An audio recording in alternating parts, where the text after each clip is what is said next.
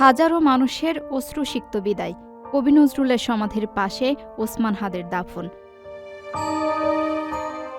জাতীয় কবি কাজী নজরুল ইসলামের সমাধির পাশে চিরনিদ্রায় শায়িত হলেন ইনকিলাব মঞ্চের মুখপাত্র ও জুলাই গণ অভ্যুত্থানের সম্মুখ সারির যোদ্ধা শরীফ ওসমান হাদি। শনিবার বিকেল ৩টা ২০ ঢাকা বিশ্ববিদ্যালয় কেন্দ্রীয় মসজিদ প্রাঙ্গণে জানাজা শেষে তাকে দাফন করা হয়।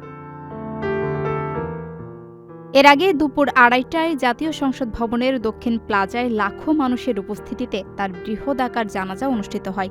এতে অংশ নেন প্রধান উপদেষ্টা ড. মোহাম্মদ ইউনূস সহ উপদেষ্টা পরিষদের সদস্য ও বিভিন্ন রাজনৈতিক দলের নেতারা।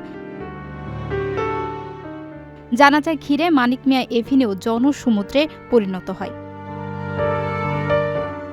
স্লোগানে স্লোগানে মুখরিত হয় পুরো এলাকা। আমরা সবাই হাদি হব, হাদি ভাইয়ের রক্ত বৃথা যেতে দেব না। গত ১২ ডিসেম্বর বিজয়নগরে দুর্বৃত্তদের গুলিতে গুরুতর আহত হন ওসমান হাদি। উন্নত চিকিৎসার জন্য ১৫ ডিসেম্বর তাকে সিঙ্গাপুরে নেওয়া হয়। সেখানে ৩ দিনের জীবন মৃত্যুর লড়াই শেষে হার মানেন এই তরুণ নেতা। শুক্রবার সন্ধ্যায় তার মরদেহ দেশে আনা হয়। আজ দাফনের সময় ঢাবি উপাচার্য ড.